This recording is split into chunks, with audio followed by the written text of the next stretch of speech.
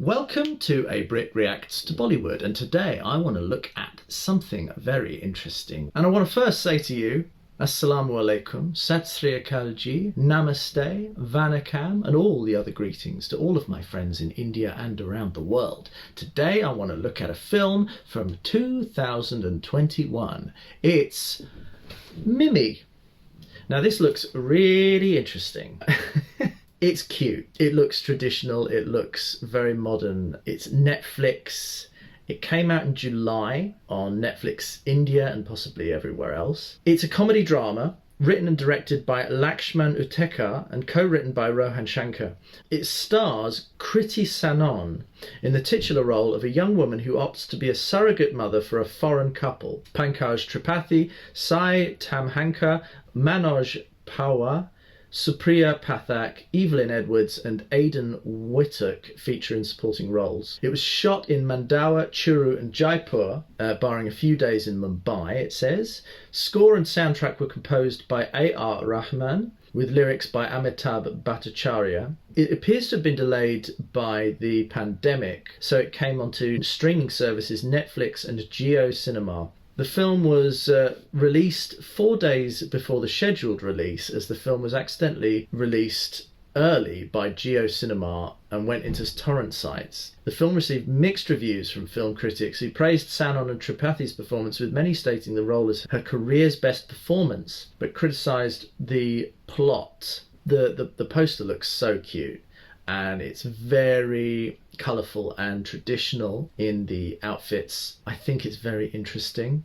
I think the idea of a film which stars a female encountering pregnancy is a really interesting concept for any industry, actually. John and Summer are an American couple who cannot conceive and are visiting Rajasthan in search of a surrogate mother. That's a long way to travel for a baby. They come across Mimi, a local dancer, and feel that she would be the perfect surrogate mother for their child. They convince local taxi driver Banu to recruit Mimi to be their surrogate with the promise of 20 lakh rupees.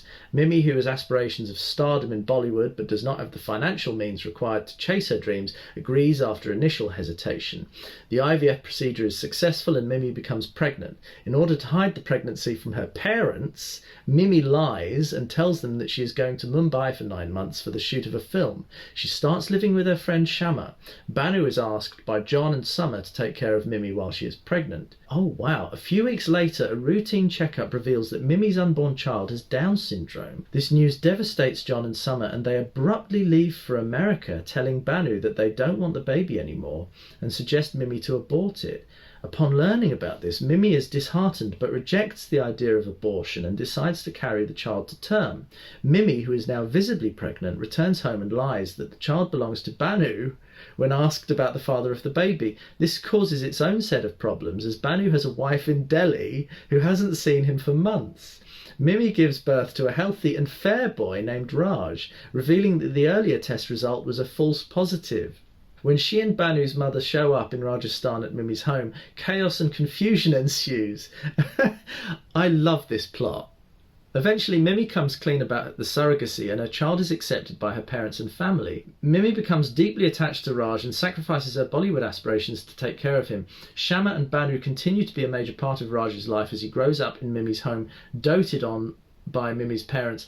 However, 4 years later, John and Summer return to India after seeing a video of Mimi and Raj online. They tell Mimi that they've changed their minds about their baby and want to take Raj back to America.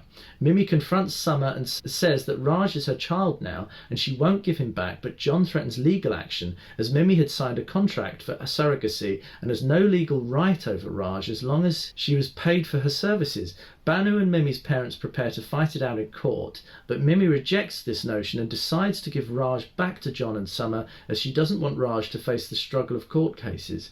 On the day of John and Summer's flight back to America, Mimi, Banu and family meet the couple to send Raj off with them, but are surprised to see John with a child who Summer claims is their daughter. It is then revealed that while coming back from Mimi's house, the couple came across an orphanage and felt a connection with Tara, who they saw crying from behind the orphan gate, and decided to adopt her. Summer explains how after seeing Mimi with Raj, she realised that parenthood has nothing to do with blood, but everything to do with love and care. They leave Raj with Mimi and family, recognising that he is her son in every practical sense and belongs to her. Oh my gosh, this is such an interesting, and I like this plot.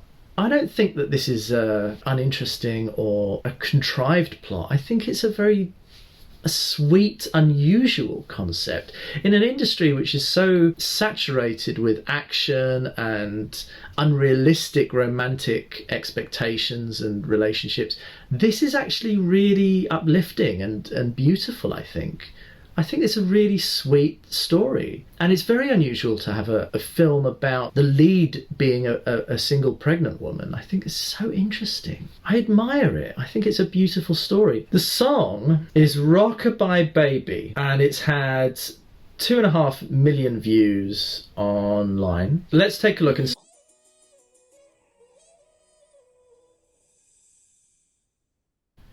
Wow, I think there's a lot to be said about this. I think it's beautifully done. I don't know if this is a proper song in sequence from the film. It looks more like a collection of pieces of the film as visuals for a song which is in the film, if that makes sense. It seems to be a lot of the plot throughout the film being put into the song. I think this is admirable. It really reminds me of a film from the 80s which always touched me called Baby Boom, with Diane Keaton, about a woman who is so obsessed with her career, and then by accident sort of she becomes a mother to this child, and she has to live with this new relationship and this new sense of herself as a parent. And I think it's so beautiful as a film because it looks at it very fairly and very touchingly and beautifully. And I think this film really achieves that as well. I think it also touches on a very interesting concept of the abuse of power of Westerners. Oh my word, like the legal power that these Westerners have, the financial power that they have over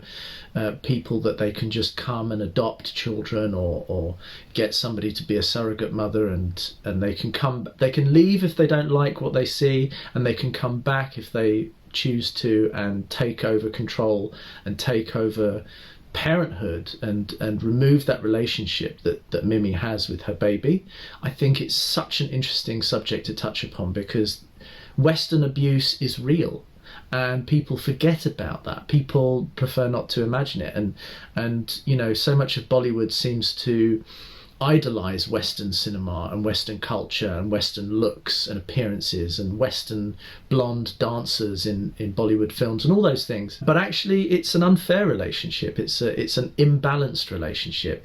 And I think it's interesting as well that the film has this blonde-haired, blue-eyed child, which a lot of people view as the ultimate in terms of beauty of a person, and I just don't think that's true. And when I was in India, so many people were not fair skinned, but they were beautiful. I think that's an interesting thing to challenge and to look at. I just think this is such a touching song, and it brings up a lot of really interesting subjects, and the beauty of parenthood and the beauty of her parents becoming grandparents, and it's just adorable. It's adorable, and I'm so grateful to find this film, and I hope that it gets the credit that it deserves in terms of the writing and in terms of the beautiful performances here. Oh my gosh, and it's so nice. It is nice to see some Western actors playing supporting roles, and I would sorely love to do that in a Bollywood film myself. I think it would be wonderful to work in Mumbai. And I like the fact that she's a dancer who wants to work in a Bollywood film, and in reality it is a Bollywood film. I think that's so funny. It's great that it's on Netflix. It has appeal to me. I'd love to hear your info on this song and any feedback you have or any knowledge you have about this. But I really like it very much, and I think it's brave and it's imaginative and it's very topical what it's talking about. I have PayPal below. This gives me time to do what I love, which is this, if you can support me, and I would love that. I am your Brit Reacting to Bollywood. I look forward to seeing you again with more explorations of Indian cinema. This is your Brit saying chin chin cheerio.